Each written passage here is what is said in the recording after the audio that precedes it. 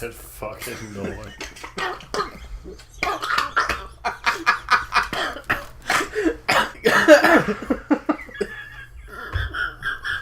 Probably save the mics on that.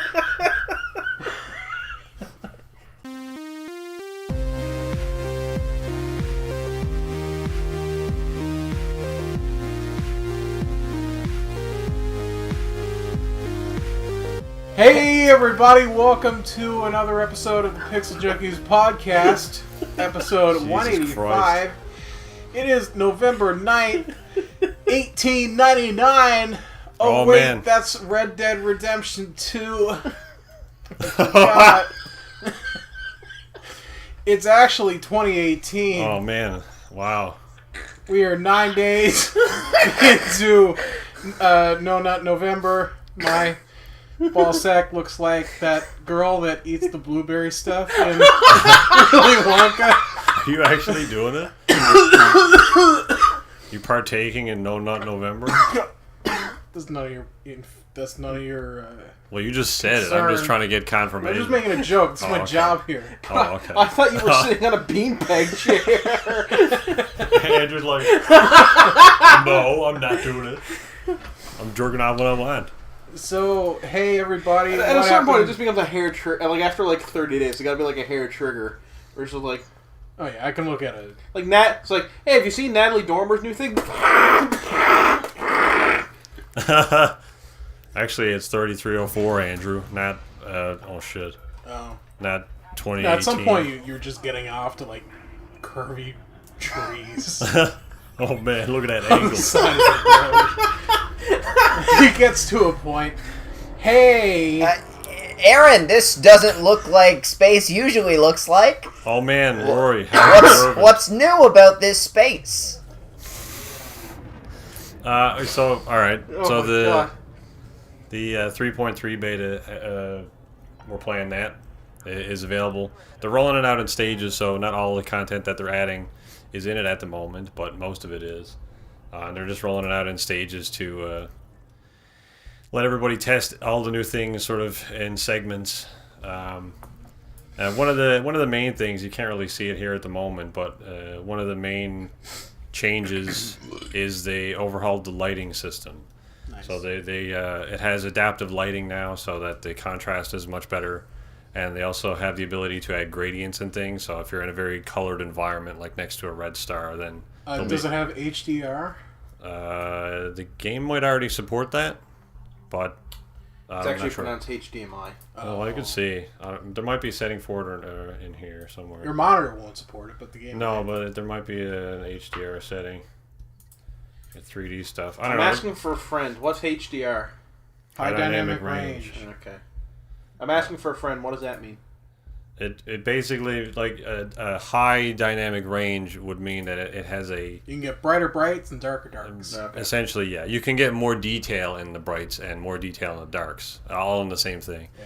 Like HDR photography, I'm not a big fan of it myself, because generally, like, if you have a very bright, like if you take a picture of the sun or something, or the sun is in a photo, an HDR photo would mean that you can see detail in the sun, so that would make the sun sort of almost gray, and It's then not just a bright orb. yeah, and then the foreground, which would normally be dark because the camera's trying to expose for the sun, would also be brightened up. So it kind of flattens the image, I find. Games don't necessarily do the same thing, but it kind of runs into the same sort of thing. It just means that you have a broader spectrum of colors rather than it blowing out on both ends of Adam's blacks and whites. already out. Yeah. I'm looking it up. Yeah, just look up HDR photos. Most of them look fucking awful. They look like Etch-a-Sketch or some shit. Well, you won't be able to see the HDR unless you're in looking a photo. at it on an HDR. Well, if you're talking about like HDR games and movies, if they even do that, then no. But like an HDR photo, yes, you'll be able to see it. Just because you'll see what I mean if you just Google HDR photos. So is that all they added to this, Aaron? No, Brighter lights? they have the adaptive lighting. They overhauled a lot of the UI. Most of the UI is very similar, but because over the years they've been adding a lot of new things to the game, they've actually gone in now and sort of restructured a lot of it so that it's not so cumbersome to navigate. So they have these like tabs on the side now. And this panel over here is completely changed. So they have all of the main personal stuff in this tab. What's that? Probably Some not. penis or something? Is that it? Oh yeah, that's it. So we have this new screen for the ship, so all your functions are in here now rather than sort of all over this menu. And a lot of stuff is restructured as well. They overhauled how the systems and factions work, and that's a lot of detail to get into, but more or less they work more realistically now. And one of the other big things is the codex, which they added.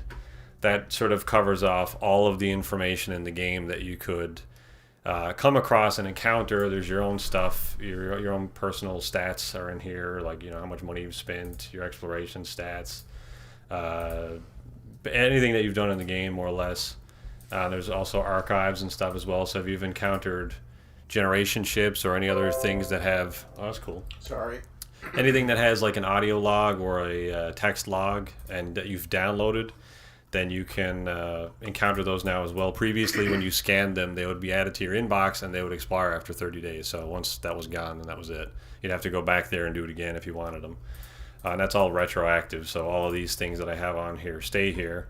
And they also added a playlist feature now as well. So all of these logs have audio formats. You can hit play and it'll play it, or you can add it to a playlist and listen to all of them. Kind of like what Metal Gear Solid 5 did with a lot of its audio stuff. Kind of, yeah. There's the knowledge base, which does that as well. So if you want to learn about Raxla, which is like a fabled planet, then there's this whole text document. You can just hit play and go back to your ship. Is it like text to speech? No, it's actually narrated by a person. God, can you It'd be imagine? really awful. Like, Raxla is the largest planet of the Alpha Centauri system. Well, text to speech has improved in the past couple of years. You can get some pretty realistic sounding ones now. I would prefer narration, though. You can get some of those. They're not officially supported, but some of those you can get for this game. But all of the things that they've added in the codex are all voiced by actual people. And then there's the discoveries as well. They divided the galaxy up into 42 sections, which Squadron 42. I was going to say it's a Douglas Adams reference because it is. And so the way that works now is each section You're of the clearly galaxy. not a Douglas Adams fan. Oh, well, there was He a is quote. actually. Could be wrong. What's that? I think Adam is a Douglas Adams fan. Yeah. Oh, okay. Well, there's a number of references to Douglas Adams in this game, and this is another one. Essentially, each section that you can go into, this is the one that we're in now, it'll show you a number of things on the side, different planets that people have encountered, that you have encountered. The colors are a little funny because I have the UI customized in my game, and it doesn't really translate into the photos very well. But all these different things, gas giants, different terrestrial planets, these are all the different types of planets that you can find. There are 3 different types of exploration in the game now because that system has been completely overhauled. There's rumored, which basically are threads that Frontier have sort of seeded out in the galaxy somewhere for you to go find. There's reported, which means somebody else has gone there and found it, and confirmed, which is something that you've personally have been to. And that keeps track of all of those things everywhere in the galaxy so that any planet that you've ever found you can find in the codex. And keep track of all your discoveries. There's also biological and geological discoveries, so like fumaroles, geysers, Lagrange clouds, which they just added in this update, which are basically just big, kind of mini nebulas, I guess, kind of big gas clouds. We all know what those are. Yeah. Well, if you're not familiar with Lagrange points, I can go into that, but... If I remember correctly, Lagrange points are just the points around a star which you can achieve a stable orbit, or around, not necessarily a star, but any astrological body. It's a point in a point in space where there is no gravity pulling on an object, so it doesn't need any thrusters to maintain its position or orbit because it doesn't need one. It's a very good spot to build space stations. Yeah, and ultimately, I guess a lot of gas and particles collect in those areas because there's nothing pulling them in different directions. There's also different random claps. Some of them are placeholder because it is beta. And civilization stuff, some human stuff, some Guardian stuff, and some Thargoid stuff, depending on where in the galaxy you're looking. So that's all very cool. And keep track. Oh wow, the Guardian stuff looks cool. Yeah, they got some neat technology, and that ship on the Guardian Sentinel. Sentinel. It looks very angular. Yeah, kind of looks like the front of the Acura NSX, the new one, I think. It reminds me. So Was it it reminds what me were the things called in Mass Effect Andromeda? The third faction, were they Guardians as well? Mass Effect, I don't know. Because there was the Ket, there was the Andromeda Initiative, and then there was the third. I think Guardians. Yeah. Yeah, it kind of reminds me of that, except not awful. Andromeda was okay. It was no Halo 5. I need to. Let's go to Sam. I'm gonna have words about that after. Anyway, yeah. So so all that's changed now. I mean, previously, if you didn't know how the system worked, there was Reddit and the forums. That's how you found out about certain things, and that's been a point of contention for a long time. Like, how do I find something on a planet? How do I know where it is? It was kind of word of mouth, and it's a great utility to have now to know exactly where something is and be able to plot a route to it. So, like, I'm planning on going to the conduit, or maybe I'm planning on going to the core. What's out there that I can go visit? Can you get this in Sagittarius A? You can, yep. That'll be towards the center there. I don't know if Sagittarius A has been reported, probably, because supermassive black holes there. Sagittarius A, yeah, there it is. And then it'll plot a route for it if you want, although this exceeds the maximum distance that I can plot, but you can plot a route there if you want in jumps. And basically what that means is, because all that's been overhauled, the exploration system works completely differently now. You can go into this scanner. Previously, you would just honk the system, which is a term that people called just scanning the system, and you'd be able to go into this menu and it would show you all of the planetary bodies. Kind of like what Mass Effect 3 did, where you just hit the scan and you'd scan the whole system. I never played it, but probably, yeah. No. Depending on the scanner that you had, yes. There were different types of scanners which they've gotten rid of now because this new system kind of makes it redundant. But if you didn't know, with the new system, when you jump in, you'll know where the stars are, and that's it. You have to scan for the planets yourself. What system is this? This is Sol. We're in our home system at the moment. So basically, the way that would work is you can scan either in your ship or in this menu. Well, the rings around Jupiter. And yep. And so the way this works now, you can see the little sort of signals on this bar. If you haven't discovered the planets, they would show up as signals as well. And then you can sort of just scan around this scan line that's going down the screen there. You kind of see a little bit. You can see some scenarios that are available near Jupiter, and you can scan or move to that specific spectrum of the signal, and then you can zoom in on them, and you can find everything that way. Because there were different things that you could discover in different there were signal sources, what they were referred to as, and they have now added scenarios. The signal sources would be like a satellite or a crashed ship or something in space that you would be able to find. Previously, that was all RNG, so you just essentially, if you wanted to find one, you'd have to fly around in an area of space that they're known to spawn and wait, which was, I don't know, I guess it kind of made a bit of sense, but was also dumb because it's RNG and you're relying a little too much on, I'm just waiting for this thing to show up and I'm just dicking around in space.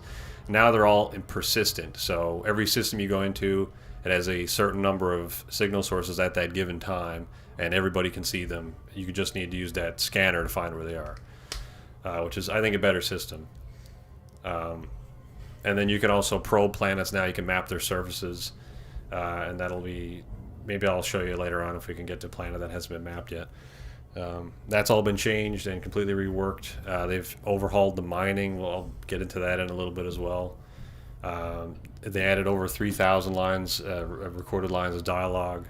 Oh, cool. So there's a lot more voice acting in the game now. A number of the missions have been rebalanced. They've done a lot of stuff. They're also adding 2 new ships to the game. They're not in the game at the moment, but will be added next week in the beta.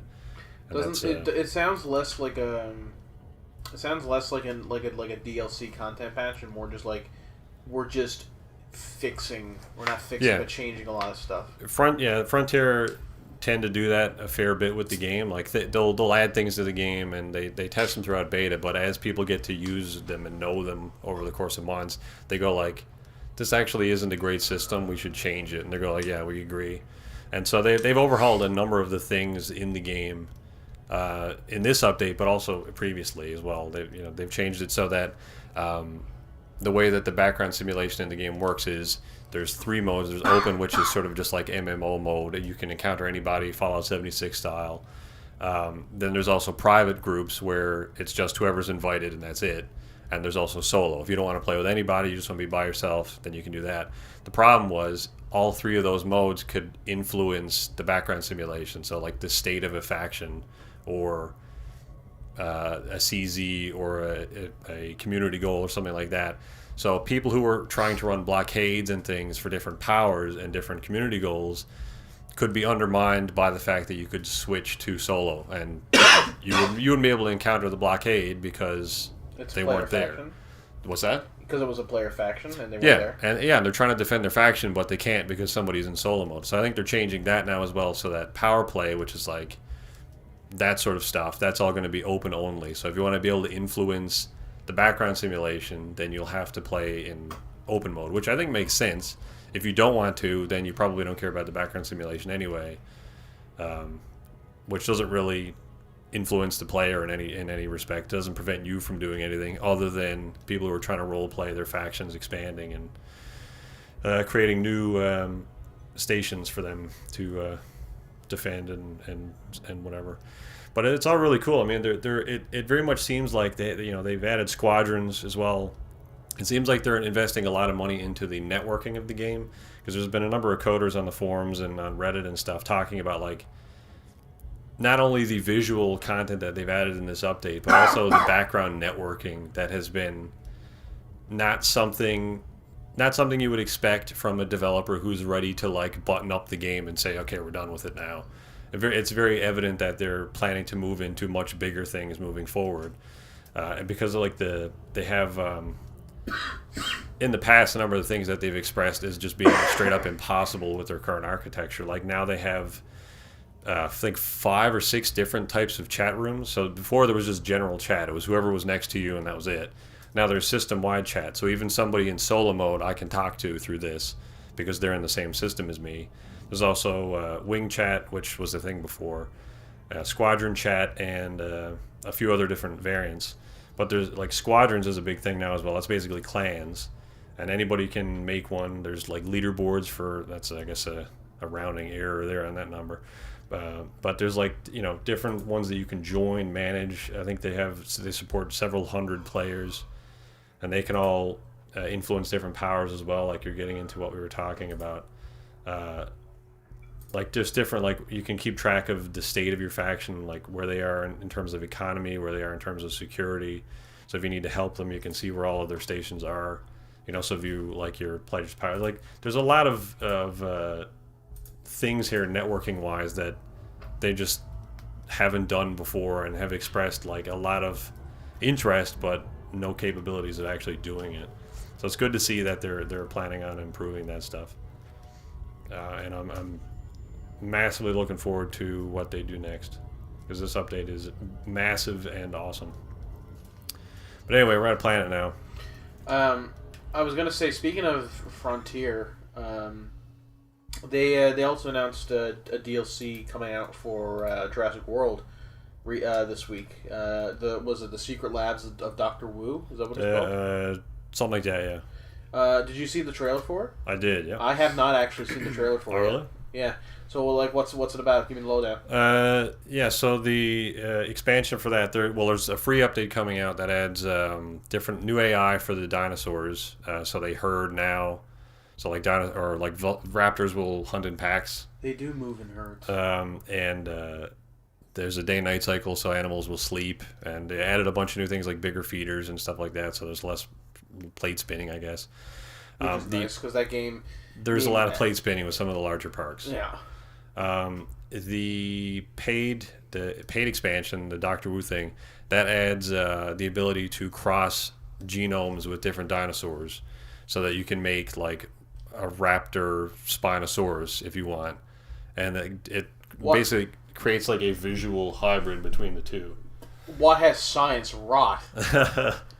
So that's pretty cool. I think it's limited to a number of different dinosaurs. I don't think you can... No aquatic or airborne reptiles? Doesn't look like in this update. Darn it. But it's good to see that they are supporting it. They're adding 2 new locations as well. I don't know what those are. I'm holding out hope for Lasmosaurus, but we'll see.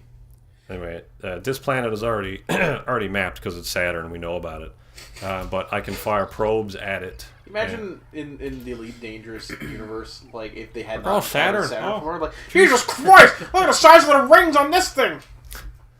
So you can fire probes at it, and this blue thing will just Aaron, show up. why didn't you go to Uranus to do this? I mean, I could do a probe in Uranus. That joke has been made. I don't know. That is This funny. Pixel Junkies, like we're the king of low-reaching fruit. What do you want? Anyway. So our fruit is so low-reaching, we're pretty much picking them off the ground. We're just throwing rotten. It's not low hanging if they're on the ground at them. Yeah. They're just fruit, ground fruit. Anyway, that's you can map stuff this Ground way. fruit. Yeah, ground fruit, which Andrew. is pretty neat. Why didn't I they get call into it the like mining now. Me and You and Doctor Wu? That would have been awesome. Because that's kind of stupid as fuck. No. Andrew, What? you've been playing Red Dead. Not only have you been playing Red Dead, Yeah. you finished Red Dead. Now you haven't finished it in that you're never going to pick it up again. But I think this is worth noting. I'm gonna preempt your whole Red Dead thing here and tell you. No, the ending was so and bad that I'm never. explain that you actually agree with Aaron now. It's your, so far at least, game of the decade, maybe. Maybe If we don't count. it's in the running. Yeah. So last week, Aaron mentioned that Red Dead 2. It was 2 2 weeks ago. 2 weeks ago, he mentioned that Red Dead Redemption 2 was maybe his game of the decade. I wasn't ready to commit to saying that then, after finishing it, and I have finished it now. Not just the main chapters, but I've also finished the epilogue as well. Mm-hmm. I agree. You I agree. think What's the other because you're If we like, don't you count feel like you're 2010 leaning off. Well, we gotta count 2010. Yeah, Halo of Reach. this? What? Well, This decade would be because like surely 2010? a decade. So when did the 2000s start? 2000. Yeah, in the year 2000. 2000 to 2010, and this is No, we're but 2000 to 2009. That's 10 years Yes. inclusive. and then yeah. 2010, And then 2010 to 2019. 2019. Yeah. All right, so it's not game of the decade. So what beats it for you? Like what? New what Vegas. Oh, New Vegas. Okay, yeah. Oh. Yeah, that did come out in 2010. You're right. Yeah. The Not Mass Effect 3 or Ride to Hell Retribution. No. or Ride to Hell Retribution. I've thought about that as well, Andrew. I kind of agree, but I think all of the, at least for me thus far anyway. I mean, I was already there a couple weeks ago, so my opinion is kind of completely biased.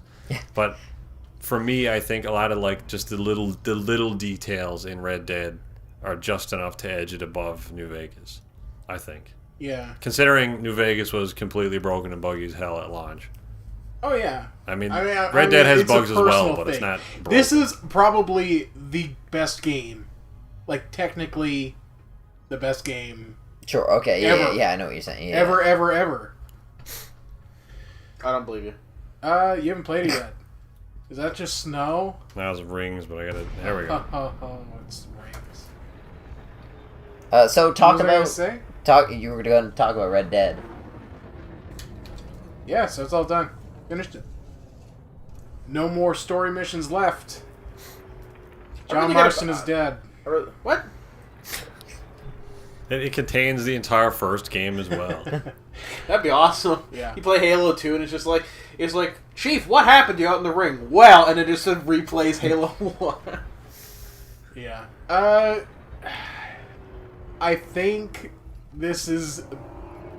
No, I don't... I know this is a better game than the first one. In pretty much every regard. Story included. And I love this first game. Is it better than Syndicate? The EA game? Yeah. Yeah. Not by much, but it's better. Name a game, and this is probably better than it. Fallout 76? Yeah. Is it better Yeah, than probably Oh, won't man, take never very thought much of to be that. better than Fallout 76. new Super Mario Bros. 3D? Never or whatever? played it, but I'm willing to go out there and say, yep. Well, a lot of the thing about Not game it. of the decade, that if we all sat down in a couple years, or like at the end of 2019, we all picked our games of the decade. We'd all pick different games because it's a very like personal preferential thing. Not if we all played Red Dead Redemption 2. No, but that's what I'm saying. If I super easy. if I played Red Dead Redemption 2, there's almost no way it would be my game of the decade because it's just not the sort of game that appeals to me. For the same reason you don't like good games? I can guarantee Aaron's game of the decade is not going to be like a Dishonored game or like a hack and slash game. It's not because he just said it was Red Dead. Pay attention. So and he doesn't need to play those games to know that those. Yeah, but I mean, okay, you know what I mean? Let me defend myself a little bit. I am defending you, but that's I'm okay. not. Well, yeah, but I mean, like, just to clarify, shade coming off a Rory. I'll just clarify that I'm not a huge Western guy. Yeah, sure, like, yeah. I like cars and spaceships. Western doesn't fit into that, really. Yeah, that's true. Okay, what about a Western with cars and spaceships? Both of which Red Dead Redemption 2 has in spades. Yeah. But yeah, I know what you're saying. It's not obviously something you would like. I haven't really seen any Western movies, so like it's not my. Not really, no. I feel like you're missing out. Maybe, but I mean, you saw Bone Saw Tomahawk or whatever the fuck. I was like, okay, I like Bone Tomahawk. I like GTA 4. I'll give Redemption a try. It looks interesting. Right? Yeah, exactly. I was like, holy, that's actually really good. Sure. Yeah. And then Redemption 2 is like, well, I gotta see what John's up to in this game. I never would have thought Turns out he's dead. Like, having played the first game, I never would have thought that we would get another game in that same story. Yeah, I understand, like, I kind of expected maybe we'll get another Red Dead game. It's probably not going to be Redemption something or other. Sure, yeah. You can probably go back to videos from 2014 and listen to the discussions about how the next Red Dead game is not going to be Redemption 2, because that doesn't make any fucking sense, and it kind of still doesn't. Right. But here we are. Yeah. And it's just... I don't think there should have been called Red Dead Redemption 2. Yeah. This by all rights, it should have been called something else. But I agree, and I agree with you that this did better than expectations, even though expectations were high. But it's just the fact that, like, it just does everything that it sets out to do. It does so well. Yeah, and exactly. That's what makes it, potential game of the decade for me. Yeah. I think it'll probably be both in your game of the decades by the time it rolls around. I mean, there aren't going to be. I thought that the game of the decade contender would be a cowboy game. I think that's what Rockstar. I think that's what Rockstar said when Redemption, the first one, won Game of the Year. They're like, everyone was saying, "Why the hell are you making a cowboy?" This is certainly the best game in the past 7 years. I think that there's not going to be a whole lot of surprises next year for you guys. Like in terms of there's not a game that I think is coming out next year that's going to take that seat for you guys, in my opinion. Probably not. And out of the games that we know are coming out. Right, which are most of the big ones. Maybe Beyond Good and Evil 2 for Andrew. I'm thinking if that's really really good somehow. I haven't been a huge fan of what I've seen so far, to be honest. That's fair. We will have to sit down in 2019 before the end of the year, and maybe even have a 3-part podcast where we talk about our TV of the year game, or TV of the decade. Yeah, exactly. Game of the decade movie. We'll do the usual of the years, but we'll also have of the decade. 5. Sure, yeah. That seems reasonable to me. It's Undertale. Congratulations, Undertale's the best game of the decade. I don't care what Red Dead Redemption's done. Undertale's better. You haven't played it. Yeah, no. I'm just doing that to try and bait Aaron. Oh. I mean, that game isn't anything now after watching that video with the game developer in it. Yeah, fucking terrible. I kind of expected that reaction from Aaron when I sent him the video. I'm never playing it now. At what point did you look at Undertale and didn't realize it was concentrated autism? I mean, there's certainly shut your fucking mouth. There's certainly an element of that. It's like you have these indie games that are grabbing at that sort of retro style. It's like what's sort of the intent here? So. There's Thomas doesn't know what we're talking about, but there's an interview with Toby Fox who makes Undertale, and it's rocky. It's rocky at best. Why did you say that? What do you mean? Why did I say that? I watched it and I made it a minute and a half in, and I wanted to see how far anyone else makes it in. I got to the puppet behind the fucking couch, and I was like, okay. yeah. That's I think that's where I caved as well. He's like, nope, this is me. I'm a dog. I'm like, Mm-hmm. all right. To be I'm fair, leaving. he has not really given any interviews since then, so I think he yeah, no, and now we all know why. Nobody's asked him. Now he doesn't want to. Nobody's asked. Oh, let me make sure I don't overlap with any previous questions that anybody's asked this guy. Let me just watch this other bit. You know what? I'm thinking about I being suppose sick your that game day. of the decade would be fucking like Tekken 7, the game Be with the Dishonored worst 2. fucking It'll story. be Dishonored 2 almost unquestionably. The second one, not the first one? Yeah, I think the second one is better. I do. Well, also the first one came out in 2009. No, it didn't. It came out in 2013. Well, Or 2012 or 2013. I mean, I think it's sorry to be 2012. wrong, Rory. You don't have to keep rubbing it in. Anyway, getting back to Red Dead. This... Just like the rest of the world. I think we've already spoken about the gameplay and like the world and the technical aspects of the game. But story-wise, this absolutely stands up. It's one of the best character arcs I've ever seen in a video game. Like, ever. Arthur That's Morgan good. is... I mean, I like him more than John Marston, and I love the hell out of John Marston as a protagonist. Yeah, I saw a bunch of memes about that. It was like, I forget what the fucking picture was. It was just like when Red Dead fans realize that Arthur's a better character than John. Like, Yeah. turbo sobbing. Yeah, it's just so good, and it ends so perfectly both times. It's got two endings, just like the first one did. I'm not gonna say anything beyond that, but it ends so well, and it's so well done. That's good. And everybody owes it to themselves to play it. I think if you have any interest in... I'm not paying full price for that garbage. if you have any interest in a shooter or cowboys or the various other things in this game, even just seeing... Kind of nailed it, really. It's shooter or cowboys. If you don't like No, shooting but I or mean, cowboys... you can break up different aspects of this game, and I truly believe that the game is worth playing for each individual aspect. If you like exploring, if you like just looking at like technical achievements. If you like game- shooting If you or like cowboys, looking at technical achievements. What? That might be a hobby. That might be a hobby of yours. Andrew's in like Cape Canaveral looking at like the Saturn II rockets, being like, it's like Red Dead There's a Redemption sign. 2! If you like this, you might also like Red Dead Redemption 2. I'm standing next to it handing out Red Dead Redemption pamphlets. Yeah. Why go to the moon when you can be a cowboy? Yeah, why not?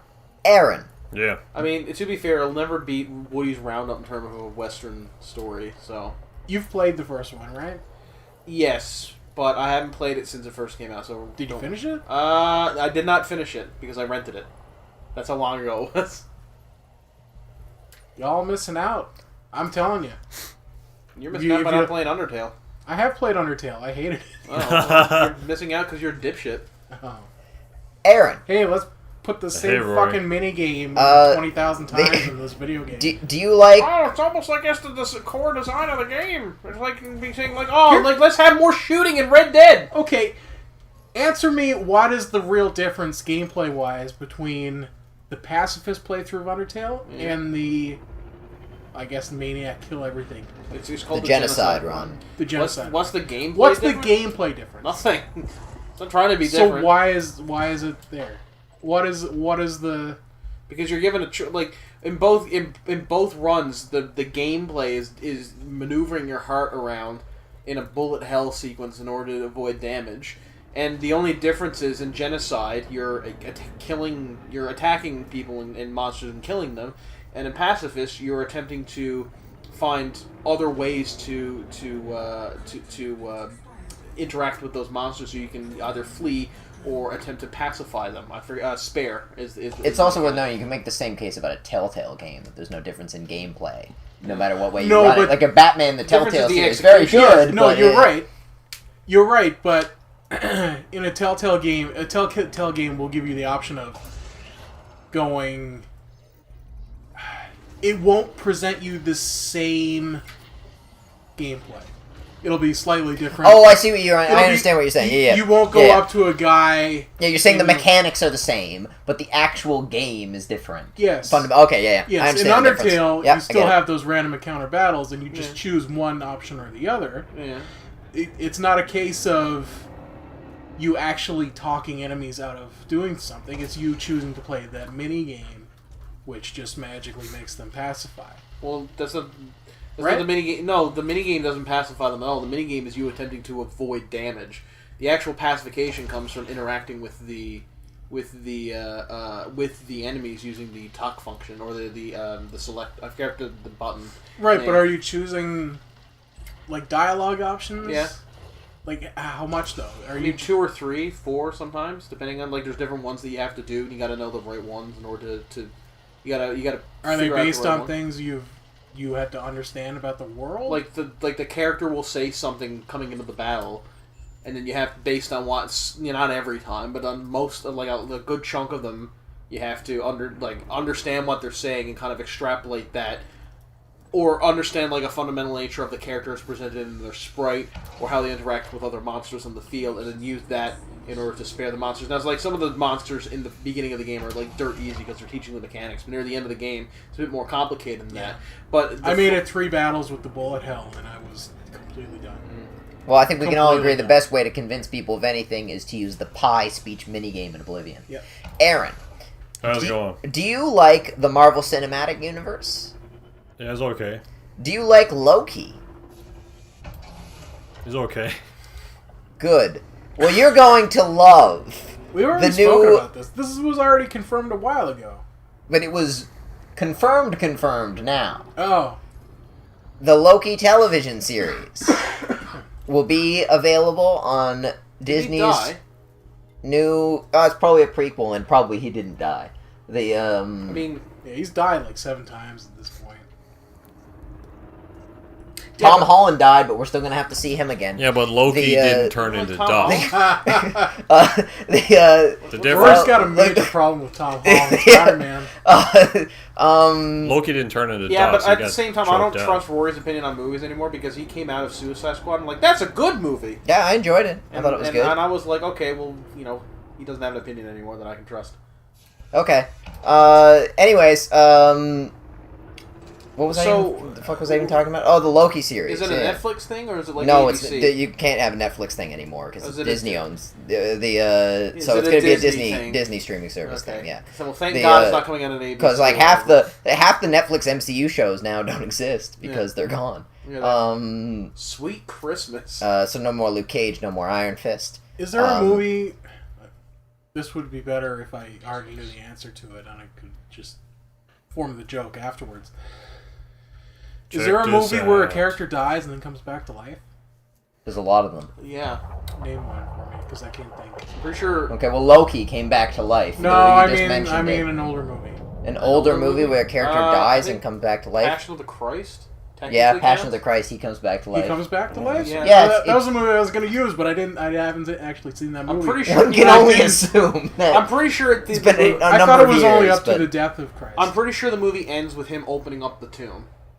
Or the tomb being the boulder being pushed aside. Everyone's like, "Is he alive?" Like the movie's like, "Is he alive?" And I'm like, "Yeah, yeah, he's alive." That's kind of the story. Yeah, it's well known. Yeah. Do you think when Spider-Man comes back, he's gonna be like Mr. Stark? This is like that really old movie. Oh, guaranteed. Passion Yeah, of the yeah. Christ. They're gonna get their money's worth Oh out yeah, of that joke. they're absolutely The, gonna, because all the Passion of the Christ Marvel fans are gonna be like, And then- "Oh, I and was waiting for that And then reference." Thor's gonna come along, and he's gonna make the same joke. And then Chris Pratt's gonna come along, and they're all gonna make the same joke. And then we're like, we're the same character now. Yeah. Well, they've all they, been the same character for a few movies. That they have. And then they'll get in an elevator and have a fight scene for no reason. Oh no, wait, that's the other one. What other one? What? He's making a Suicide Squad reference. Oh. Adam. One of Adam's least favorite things is that I didn't think Suicide Squad was a bad movie. No. The Suicide Squad was a bad movie. That's a valid opinion. That's a common opinion, I'd say. I didn't want to make a noise, and I didn't want to hit Rory. Both good concerns. So You can yeah, high five me if you want. new Loki series on the Disney Yeah. streaming service. I'm sure we're all excited to dish out another monthly subscription fee. I assume Tom Hiddleston is doing it. Yes, he is. Okay. They Well, why would they do it if Tom Hiddleston wasn't going to be Loki? Like who would watch that? I don't It's know. it's like you've liked Loki in the movies now. Loki played by Jim Parsons. Oh Jesus Young Loki. Loki in school. Oh Jesus. No, they just get young Sheldon guy to play young Loki. That's who they'd get if they were. Is that canceled yet? No, what the? They're Why not going would to they cancel one of the. such a success? Is it successful? Yes, it's Probably. extremely successful. I'm disappointed in They- humanity. Welcome At to what me. point of humanity up to this point in your life has allowed you to believe that young Sheldon would not be a complete success? I like the idea of I Aaron got standing- some hope left. I like the idea of God up in heaven. Like, there's a button, like a big red button labeled "Kill all humans," and in one hand he has Red Dead Redemption 2, in the other he has a Young DVD Sheldon. copy of Young Sheldon. Like, Well, it's CBS, right? It's not Sundance. Like they're gonna do what makes a lot of money, and Jim Parsons makes a lot of money. I'm not faulting Jim Parsons for playing a character that makes him a lot of money. By the way, I'm faulting the Yeah, writers. and I mean, he does a great job of that character. Yep. If you look at that, if you read that script, and you're like, how do you do this character? He does a great job at being Sheldon. Yeah, he's really good at it. Like it's a good performance. Although I would prefer old Sheldon over new Sheldon. Oh well, don't worry. He narrates like old Sheldon. Jim No, Parsons I narrates. He's mean still like getting his old, paycheck. like season 1, 2, 3 Sheldon over. Season Oh yeah. whatever the fuck they're on There's now. gradation to that as well, I suppose. The fuck kind of view is this? So Adam From played. inside. Back inside. As you may know, from seeing one of the many YouTube videos about it, Dead Undertale just came out, and Adam The played what? it. What? It's like Undertale 1.05 It's or called something. Delta Rune. Delta Rune, that's the name of it. Dead Undertale, yeah. So It's like, I don't even want to talk about it on this fucking podcast anymore. All right, we insulted. we all know how much there's a universal, uniform, much like with Suicide Squad, there is a uniform opinion on this podcast about how great Undertale is. Yeah, no. If you have criticisms of something somebody else likes, that's a personal attack on their character. Don't you know how humanity works? So Adam, tell us, how is Deltarune? It genuinely did take a minute. I haven't beaten it yet. It's, from my understanding, it's a couple of hours long, which is pretty good for a game that's free, with no microtransactions or anything, and it's just a free-to-play game. I would be very disappointed if it had microtransactions. Well, I mean, considering Dead how doesn't every have other it. free-to-play game has microtransactions in it, so... You can speed up those bullet hell mini games. yeah, but like free to play games, those are like long term free to play games. Like there's no microtransactions in Doki Doki Literature Club. No. You know what I mean? Like there's No, but at the same time, okay. This is let me microtransactions put it- like League of Let me Legends. put it this way then for you, Rory, in a free-to-play game that's good. It's not cobbled together fucking dog shit. It's pretty good. It is a follow-up to Undertale in terms of story-wise, because some of the Undertale characters are present. So I'm guessing it takes place after the genocide, or after the pacifist run, because in the genocide run, they all died, and they're all alive. Would have been cool for it to be a sequel to the Genocide Run. I'm sure. And well, you're trying to kill your main character from the first game? Well, the game begins with you creating a character and an avatar and all that stuff, and it makes you pick out all these really like minute choices for character, and then it says, then the game's like, yeah, that doesn't matter. Your choices don't matter in this game, so it deliberately takes away your choice. So I have a feeling that, like the first game, the magic comes from replaying the game and like trying like different paths and stuff. I haven't gotten to that point yet.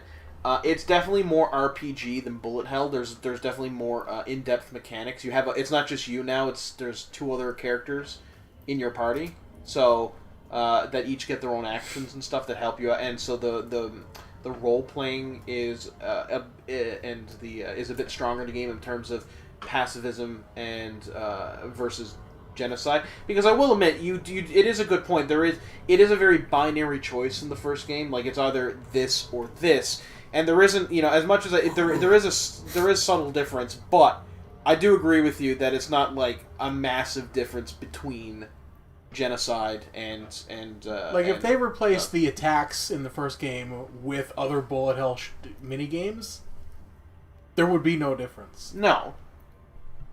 right? Well, There's literally no difference in the gameplay except for the ending, which says you killed everyone or you saved everyone. well, not really, but I won't. I don't. to get into it would be a long. It would like extend the length of the podcast by like 20 minutes, and I want to go home at some point. Spoil the game for me. The game's been spoiled. You know the twist. No, I don't. I know no twist. Because I avoided it because I hated it. I think that is the twist. I think the twist is that there's multiple endings Yeah. that and the game judges you depending on on what you do in the game. So how is that different than any RPG ever? Because the game, well, like it in Mass Effect, it doesn't. Because in Undertale, you don't know you're playing an RPG until the end. Oh, Jesus, And then did you find out there's a- Ryan Johnson make this fucking game? I made decisions the whole time. Jesus Christ. Yeah.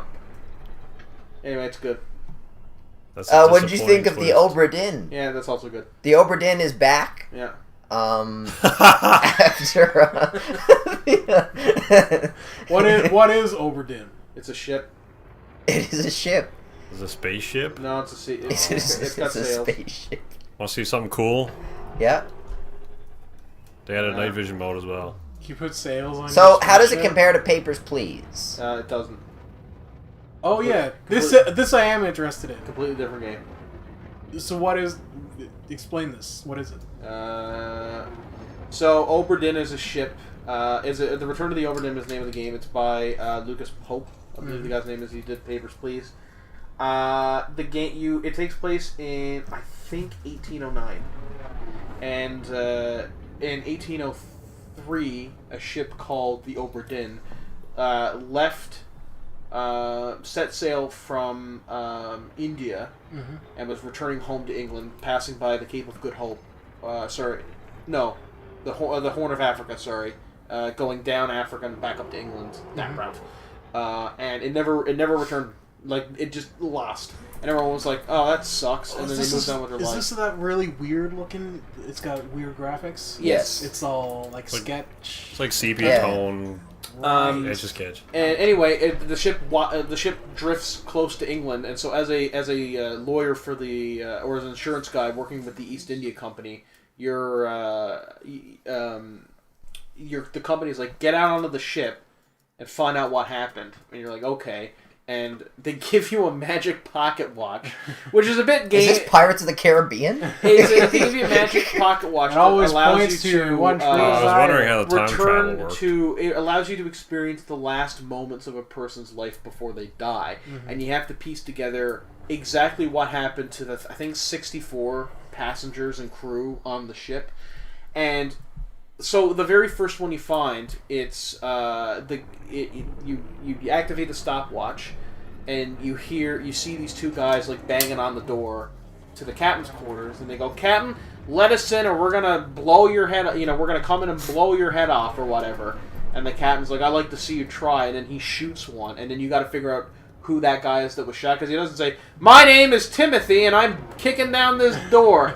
And so Right, it's actually good. It's a lot like a crossword puzzle where you need to figure out certain ones in order to figure out other ones. If you get what I mean. Yeah. It's actually I haven't beaten it yet. It sounds really cool. It's very interesting. It's got a really really cool. It's not a mechanic, a feature where you can change the graphical settings to be like monochrome Apple II or a Commodore 64 or I don't know, like any like there's a ZF Spectrum. What is the effect of that? Oh, it just changes the colors and how it looks slightly. So, But it looks, is there it's is it useful for solving any of the puzzles? no, it's just Just like, a it's gimmick just like a gimmick, almost. I guess. Okay, yeah. So it does because I imagine this game is supposed to has a very retro feel and look to it. I think it's supposed to harken back to like the old educational games, except obviously like way better because you can have like actual 3D movements and have decent polygons.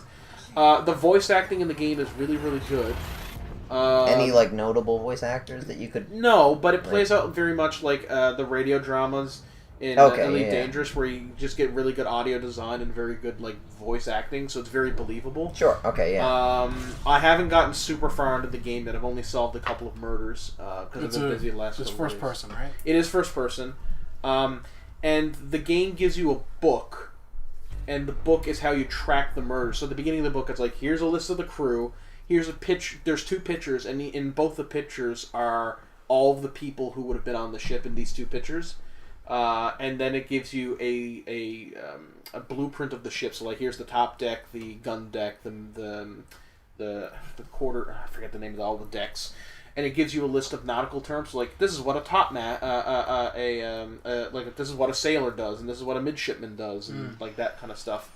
And then using all those clues, and then also a lot of context and a lot of your own figuring. You just got to figure out who everyone is. Very, very interesting. It's definitely it's a relaxing game so far. I can't imagine that there's going to be enemies in it. But it's just very much like a sit-down puzzle game, similar to how Myst was relaxing for some people. Myst, yeah. If you know what I mean by that, like, or it's just nice to sit down and kind of just puzzle. Until it becomes massively infuriating because you don't know where to go. Yeah, yeah, that does happen. I mean, I would imagine it's a bit better than you're sitting playing Myst is like, what the? Where do I go? That's what that is. Yeah. It's relaxing until it's not. I've looked up at a couple of like spoiler-free reviews, and they did say there are a few places where it seems like you're getting stuck, but the best thing to do is just to put the game down for like a day or so and come back at it with a fresh mind. It's not something like Red Dead Redemption 2 where you're gonna want to like binge. It's gonna be something like when you get frustrated, put it down and come back. Yeah, kind of like a puzzle. So exactly. Yeah. So this game, I'm both this game and Deltarune, I'm enjoying immensely so far, and I'm really interested to see how both of them progress. Once I'm done with these two games, because they're relatively short, I'm going to pick up Red Dead. I think is the next game I'm going to pick up, because there's not a lot else coming out. You don't want to play that. What? You don't want to play that. Yeah. I am actually interested in Red Dead as much as I joke. You should play through the first one before you play this. Even though this is a prequel. I don't want to play it anymore. No. So, I mean, you don't have to. As someone that finished the game, Aaron, I'm saying you should probably play the first one before the second one. Okay. All right. Yeah, I mean, I would agree with you on a technicality just for that anyway, because the second game has way more shit to do in it than the first game, and going from 2 to 1, you'd be like, wow, this is super basic. Yeah. But yeah, I mean, I suppose even still knowing about John and Abigail and Jack, knowing about them throughout this game is just, it's very nostalgic and cool. Yeah. A lot of the effect will be lost if you don't play the first. Okay. If I can have one, not a defense, but if I can say one thing in support of Undertale, the thing that makes Undertale, because you said that Undertale is what makes Undertale different from any other RPG, and that's a fair question. What Undertale does more than any other RPG is it takes very gamey concepts like saves and pause and like redoing saves in order to bypass certain actions. So, like, let's say you kill a character on accident, or you didn't realize the game was going to judge you harshly, so you revert to a previous save and redo a section so that character lives. The game remembers that and judges you for it, and that's what makes it different. Because in Mass Effect, that's really cool. Because I killed the goat mom Toriel in the beginning of the game, and then Flowey, the kind of character that follows you along the journey, judged me for it, and I'm like, oh fuck, I didn't realize I could not, like, I could just beat it because it was a boss. Because I just went into a thing like, oh, RPG boss kill, and so I went back and spared her, and then Flowey was like, oh, good for you spared her. That doesn't erase that time that you killed her, though. You should still feel bad. I'm like, I do feel bad. So the game really does judge you for it. It's better, it's like how Spec Ops The Line judges you, but it's better than that, because in Spec Ops The Line you don't really have a choice to use the white phosphorus. That's still a very good scene, and ultimately the game is still a very great game. But that game's not about choice, though. No, but what I'm saying is the judgment feels. But Adam's saying that the choice is better in it. Like, that's a legitimate. It's not about choice, but they both have choice mechanics. And he's saying that the choice mechanic in Undertale is better than the choice mechanic, right? And what I'm also saying is that the judgment is better because you actively are choosing to partake this route, as opposed to like, that was a bit lost to me when I played Spec Ops. Yeah. Because it's like, you don't get a choice, but the game presents you with one that it eventually makes anyway. It's a false choice. Yeah, I know, but if you don't take action, the game chooses for you. So then it just happens anyway, and you're like, well, I didn't want this to happen, so this is kind of dumb. because I will also say that the game judges you for not doing stuff as well, because I watched a Let's Play of somebody's genocide run, because I didn't want to do a genocide run, because I like the characters and I didn't want to kill them. And in the genocide run, in one of the boss fights, one of the boss characters is like, "Are you really one of those people who's going to kill all of us, or you're just one of those sick assholes who's just going to watch somebody else do it for you?" I'm like, holy fuck, it's judging me for watching a Let's Play of it. Fuck me, man. How does it know you watched a video? Well, it doesn't. It's just the dialogue was okay. was in there, just to kind of like... Say that's some like George Orwell shit going through your files. Like, I know Anyway, what porn you watch. Both Red Dead and Undertale are... I might give it another shot. It's, But I'm going to do a genocide run. Because I don't want people judging me. Okay. That's why I'll kill them. Well, I mean, they'll still judge you for it. Oh yeah, then I'll die for it. Okay. I will say, the part of the reason why Undertale wowed me is I went in completely blind. People were just like, "You got to play this game," and I'm like, "Why?" And they're like, "Well, we can't tell you, but you really should." So I said, "Okay," and I played it, and then I replayed it. I played it first. I'm like, "This is pretty good," and they're like, "You got to replay it." I'm like, "All right, I don't know if it was that good," and I replayed it and it completely changed the experience. It was such a different outcome than the first time. I was like, "Holy shit!" The whole game changed because I like replayed it and I tried something else. Like it felt more. It was like a more dynamic version of the Mass Effect's multiple ending things, where that was just a green option, a blue option, or a red option. This was like, it actually had like massive implications for the like Fallout. Yeah, it's like Fallout, but a bit more condensed. So yeah, I've also You made a sound. Speak. Well, no, yes, go on. Well, I was going to talk about Blizzard. Well, Is okay. that not the next thing? I was going to lead into that. Oh, okay. Aaron. So you know how your favorite game of all time is Red Dead Redemption 2? I mean, there's a distinction there. I didn't say any of that, but go ahead. And your second favorite game is Overwatch? Did you know that I'm actually making a Red Dead Redemption 3, and it's coming out next year? Oh, wow. I can't wait. But it's only coming out on phones. It's a mobile game. Okay, I'm out. It's a free What, you don't game. have a phone? Okay, so... I do, yes. So what happened here... So I haven't been a huge fan of the way this, like, story has been reported, like, in general. Because... Okay, so, like, I'm sure most people have heard about it. There's a Diablo game that's going to be mobile. And on the outside, it looks like, and it's not the case, that people are disappointed because there's a Diablo game coming to mobile. That's not what they're sad about, right? Like, it's not... They don't care. They don't give a shit that there's a Diablo game coming to mobile. They give a shit that at BlizzCon, which is obviously the Blizzard convention, the big announcement was a Diablo game coming to mobile. It's not the core Diablo team that's working on this. No. It's another team. And so they're, like, people aren't bothered by the idea of a mobile game. They're bothered by they want a new Diablo thing. Well, one guy said, you know, this is where the famous comment came from. He said, a lot of the mechanics in this game look interesting. Is there going to be a PC release of this game eventually? What he said was, this. It looks like there are a lot of features here that PC players have been asking for. Oh, for okay. Diablo 3 Yeah, exactly. for a long Yeah. time.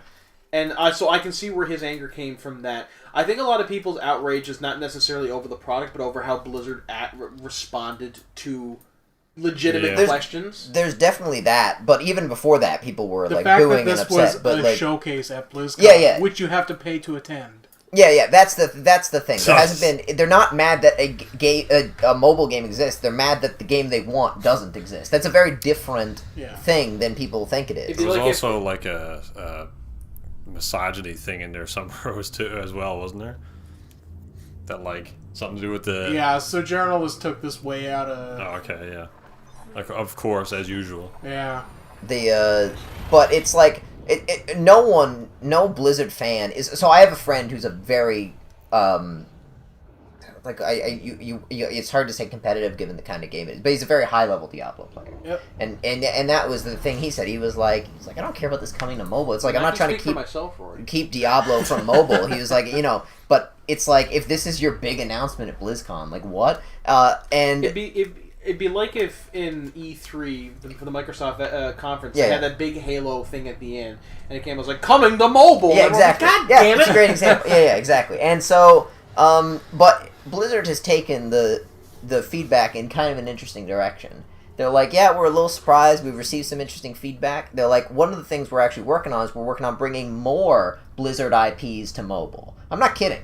They're Double down. They were like, now Diablo I Immortal. respect it, They were but like, also, Diablo Immortal is being done by a separate studio, which is good because it means the core Diablo team is not working on it. They were like, but Is there a core Diablo team? Oh yeah, they're not working on anything. They were like, but for the future mobile games, we want the Up their core ass. game teams to work on the mobile version. It's like, this is great, guys. Oh, man, You're really doing a bang up job. They're real out of touch with Which their is fan like base. which is amazing because like it's so, if you're Blizzard, the Blizzard team of programmers is some of the most talented that exist in the games industry. I mean, there's a And- reason why Blizzard, every like major release that Blizzard has tends to be like a trendsetter. Yeah, or, exactly. I mean, Yeah. twice now Blizzard has had games come out that have set massive trends in video games. World of Warcraft did it, and there was that huge rise of MMOs back in the 2000s.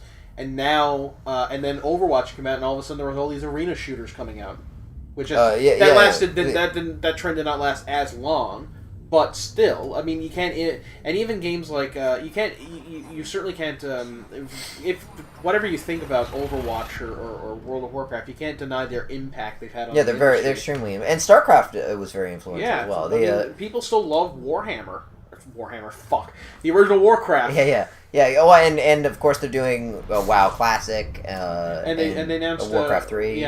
remake, which looks good. By Yeah, the way, that looks awesome. great. I might pick that up. Warcraft 3 is a great game.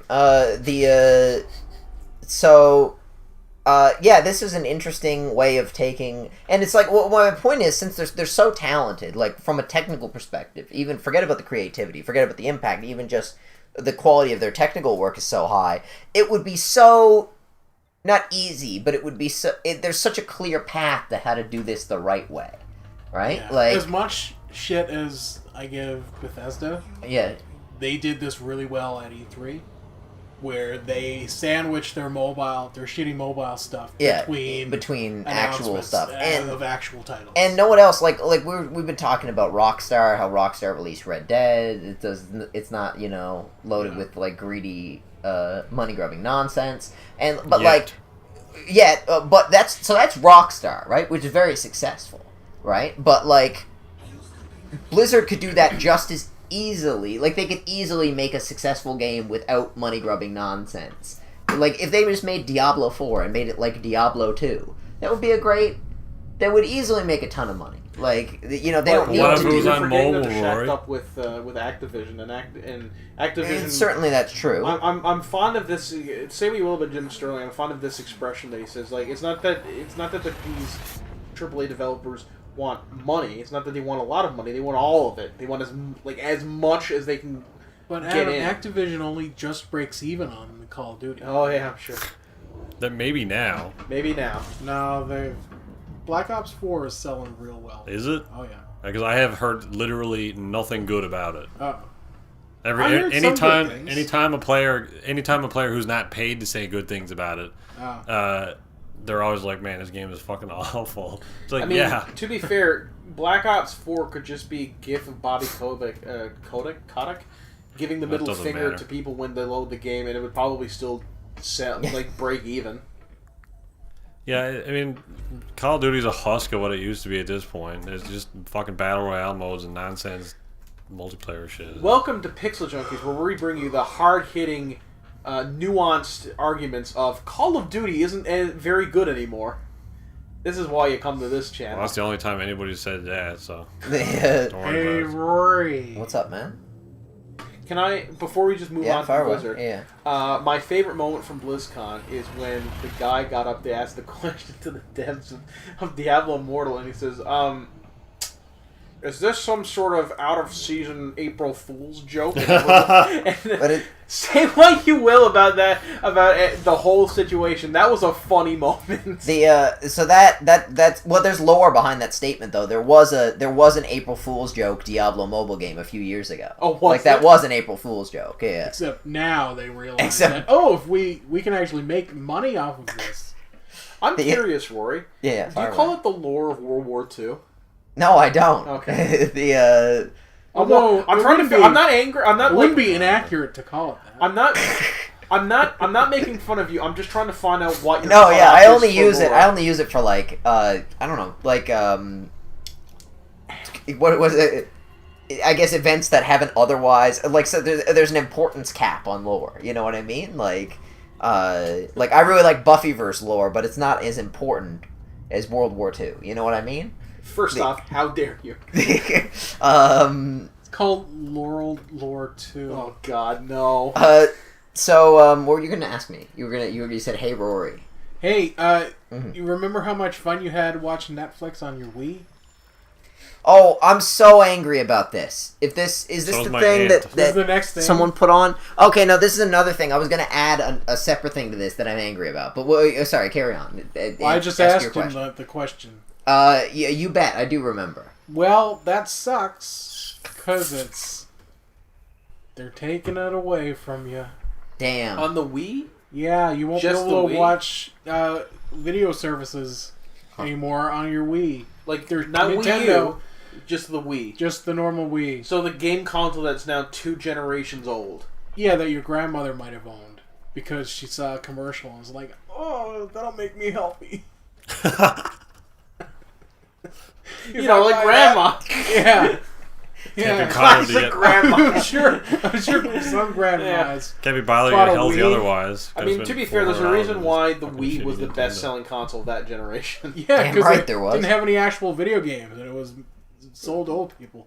Super Mario Galaxy was good. So yeah, I okay. will fight you for So- that. Oh yeah, I'm sure the 10 people that played it really enjoyed it. So so this shutting down doesn't bother me. So I'm actually angry about something else that's related. Can I Yeah. talk about that? Is that cool? Oh yeah. So I don't They're shutting own, it I down don't on own the this list, N-Gage. Roy. I don't own the So- podcast. so- you can talk about whatever so, you like- want. To be fair, we can keep going until Aaron cuts me off of his Wi-Fi, in which case I'm going home. I'm not a believer in That's not how that like song goes. app-filled. I'm not a believer in app-filled game consoles personally. Uh-huh. Right? I don't like turning Take that, John PlayStations Lennon, or whoever into said that. computers. I think that's bullshit. If you want a PC, You must be a and- real fan of how Xbox. If you is. want to have an internet browser and do everything you do on a PC, get a goddamn fucking PC. I agree. Right? If you want to a dedicated game consoles, get a dedicated game console. And one of the things I have a mixed relationship with the Nintendo Switch. Mm-hmm. There are good and there are bad things about the design, both physically and according to the actual like software of the Name thing. 2 good things. Well, for one thing, it's one of the few what I'll call defensible consoles left, because one thing that the PC does not have is the handheld market, right? The handheld portion is a legitimate life mechanic, if you will. I'm sorry, that- but have you ever heard of the Nvidia I really thought we were going- Shield? The Shield is what you're looking for. I Yes. really thought we the- were going for an N-Gage reference there. So there's Uh-huh. there's a legitimate No, there's no utility. defending I wasn't N-Gage. life mechanic. There's a legitimate utility filled by the Switch. I'll also say the Switch's Joy-Con controllers are very good. Are they? They are. Yeah. if you put them in right. If you put them in right, and that's where it gets some of the mixed reviews I have about the For Switch. human hands, they're way too small, and also the You're- worst. Yeah, but fucking I thing. have tiny ass hands. We've had this conversation before. That's the reason I like the DualShock 3. Right? You said it's too the small for your DualShock hands. 1 and 2 are exactly the same as the 3.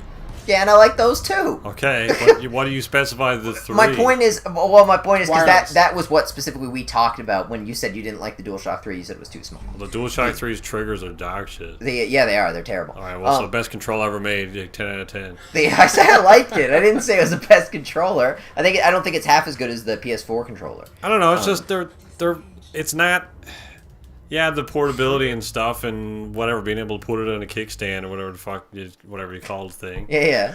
It's What was that? interesting idea. Small. Yeah. Tough. But that's a good thing about it. That is a thing it fulfills. And I'm a PC gamer at heart, but that's one of the reasons why I've always rallied against like the current generation Xbox. What's the utility of the Xbox One? It has no utility, right? Like in a sense of the word. Yeah, but I hate the fucking how small this shit is, and it's just like it's not comfortable to hold.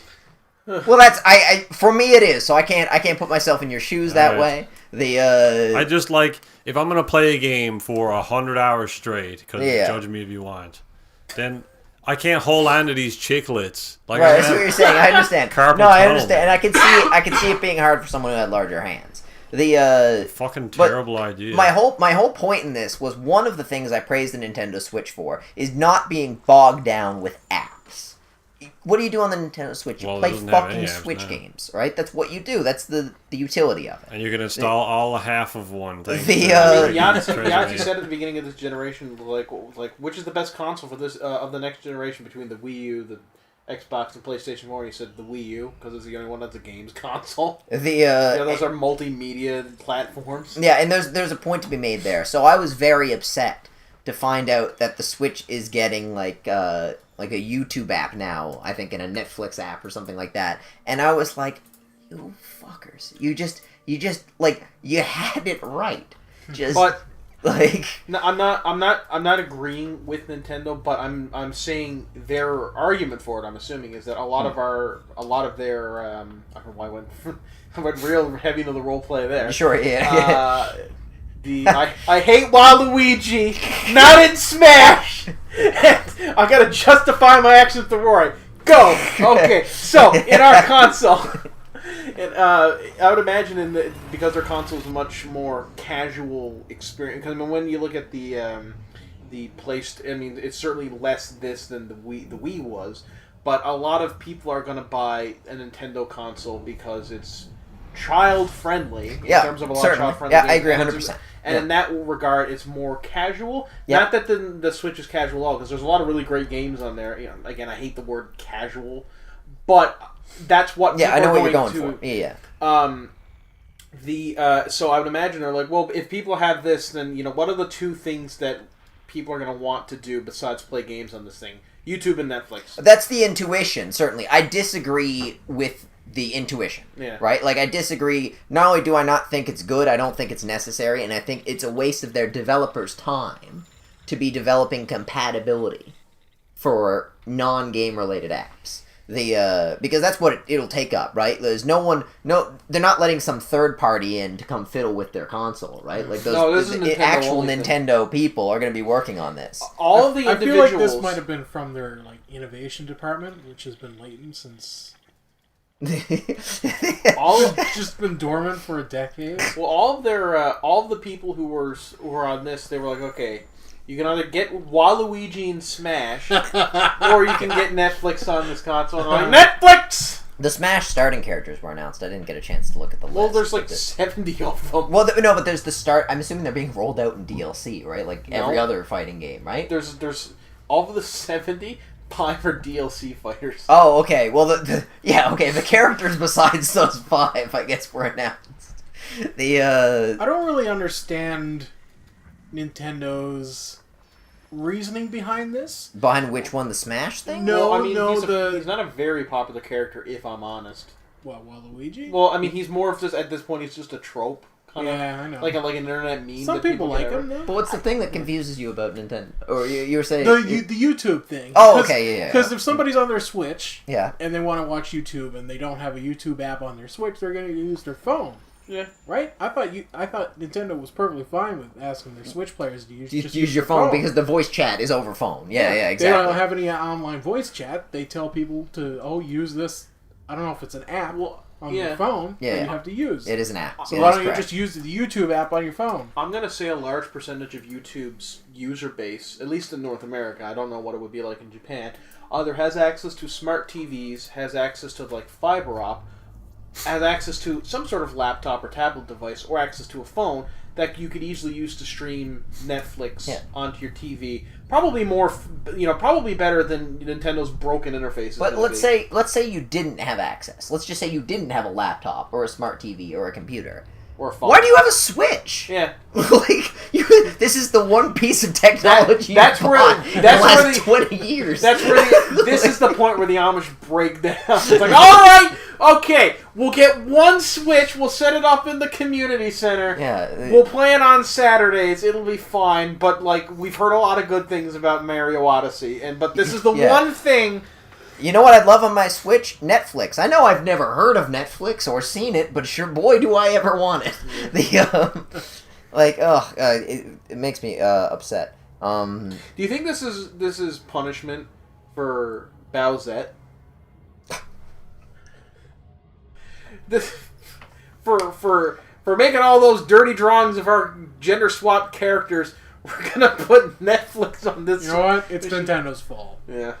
It's Nintendo's fault that ever. Did I mention how upset it makes me that there's so many characters in the new Smash game? Have I talked about that yet?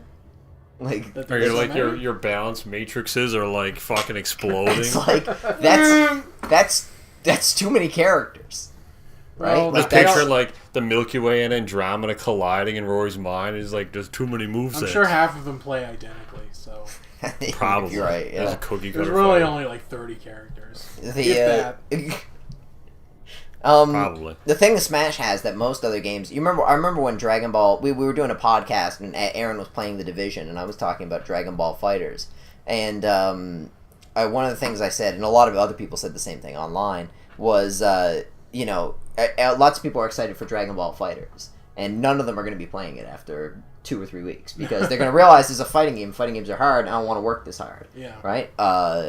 And Just if button there's mash. what? Smash is not like that at all. Yeah, button Smash mash is very on your easy to own. get into. The thing is, with Smash, I mean, it's if you want to play competitively, you're going to have to work just as hard as you would have to work for any other yeah. fighting game. But people are willing to stick with it more. Now, part of it is that Smash, there's a lot of things you can do in Smash to not get wiped out. It's designed that way, right? Like, in fact, quite explicitly, when the creator, I forget his name, was making Smash, he talked about losing in the arcades, and he was like, you just get like wiped out. And he was like, it can get people discouraged, and they won't want to come back and play more. And he's like, I wanted to avoid that. I don't want to make a fighting game where you didn't have that feeling. And so, yeah, for Smash, people are actually going to stick with it. I think one of those is wrong. Yeah, Hang on, I gotta show Aaron He's the third guy, right? Oh my god. So that's he looked up who the creator of Smash was, and one of the What the fuck? I don't think we can show the camera that. Not based on the reaction it got anyway. What the fuck? So yeah, I think that's interesting. Aaron, How's it going, Rory? Masahiro Sakurai. I know that you love Mass Effect. Mm-hmm. And Definitely I know the biggest fan in the room. you're probably very excited about Anthem. At one point, yeah. One of my Facebook friends' most anticipated games of E3, and also won the award for most good for anticipated game, I believe. Why are you friends with this person? He's a really nice guy. Do we know the release date? Because I think he's gonna be real disappointed on that day. Why is... Can you make a record of his Facebook status? I can actually. Up to the release date, and then Share then it on the his one wall. immediately after the game comes out. I was gonna say share that post on his wall the day on the release date. Is it coming? Is it coming? It's not coming out this year, right? It's coming out in February or I something. would have had a real good opportunity for something this year. Is it coming out this year? No, it isn't. February, I believe, or So, March. well, you'll be happy to know that upon purchasing Anthem, which you'll definitely buy on day one, you can get a Mass Effect themed armor. Yeah, we saw this is it in the one of the N7 armor? earlier trailers for the game. Oh, do we? Yeah, The Mass Effect armor? N7 armor Yeah. in the. It looks real trailer. stupid. Oh, by the way, N7 week was this week. Or N7 day was this day. Fuck! 2 days ago, on recording. Well, that's why I guess It's on they Wednesday. showed it off. This last Wednesday. N7 day was this day. I made Jim Furlong over there. I love that, actually. It's this day in history. Adam's exhausted. I'm so tired. I got 4 hours of sleep, and I worked for like 9 hours today. And sliced your finger open again. I stapled my own pinky. So, yeah, the game... On this day, 100 years ago, on this day, Do you November 11th, I find this- Memorial I find Day this- was this day. I find this, November 11th coming up, and we all know what that is. The 7th anniversary of Skyrim. That's true, actually. Yeah. Oh my god. Anyway, All those poor veterans. That's it. Well, I mean, you can kill who you want in Skyrim. Somebody stole their sweet Uh, roll. Yeah, I think this is really stupid. Like, Yeah, this is dumb. I agree, actually. from Yeah. the initial reveal of Anthem, it's like, okay, this could be interesting. I'm interested in this. And then everything they've shown after that is like, okay, this is really fucking. This is getting really dumb. Don't really care about this anymore.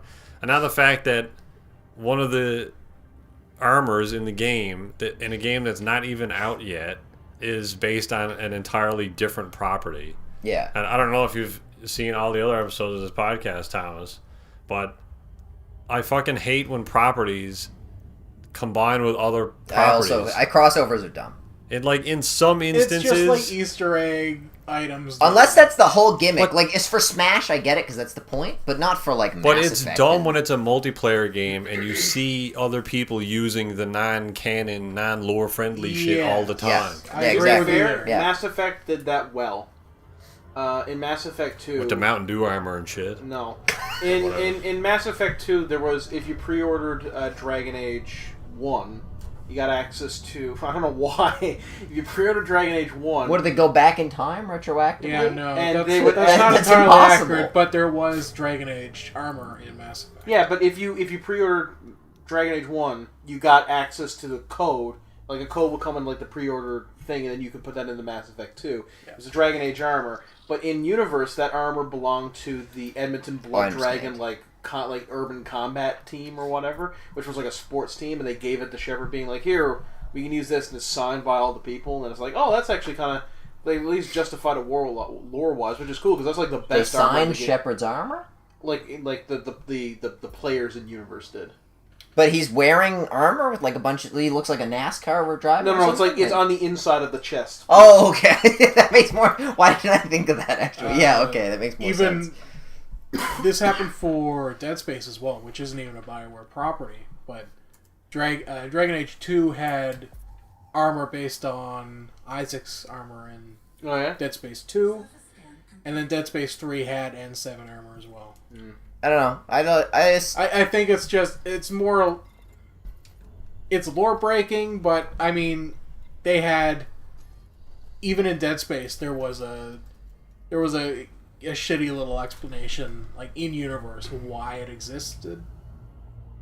So... I don't know. This probably has... I'm a fan of people making their own stuff. This like... This probably has an explanation why there's N7 armor in the Anthem universe. Yeah, Although probably. with such a lack of focus on storytelling, Yeah. which by all accounts is what they're going for this time.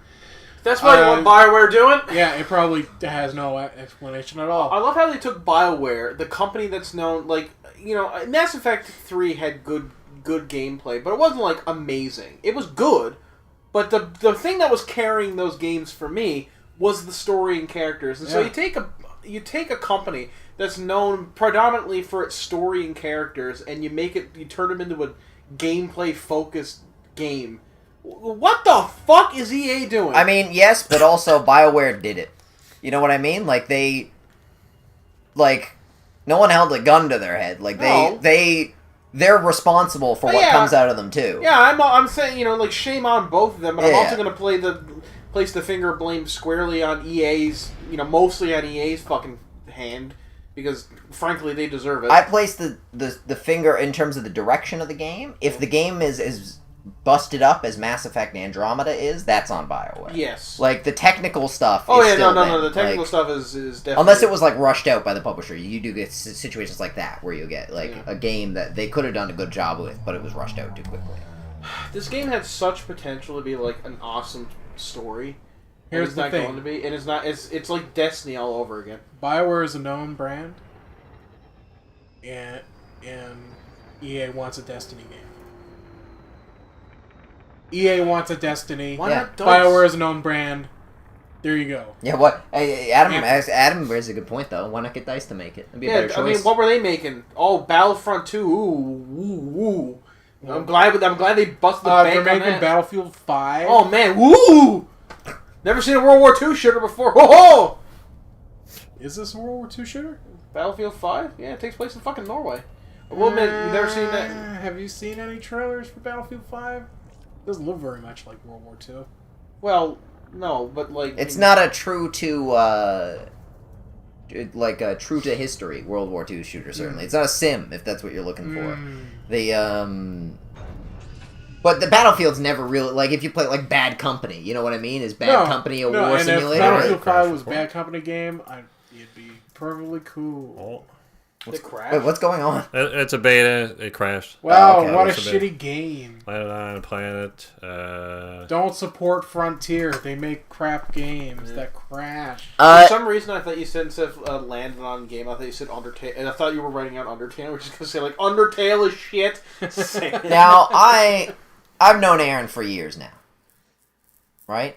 And Jesus. I 4 know years. that Aaron is all about Twitch streamers like Ninja, rappers like Logic, and top tier intellectual exercises like Rick and Morty. And I can only imagine that if you somehow combined all of these things to play Fallout 76, which is really more of an Andrew game than an Aaron game, but it can't be perfect, then you'll have the greatest thing ever.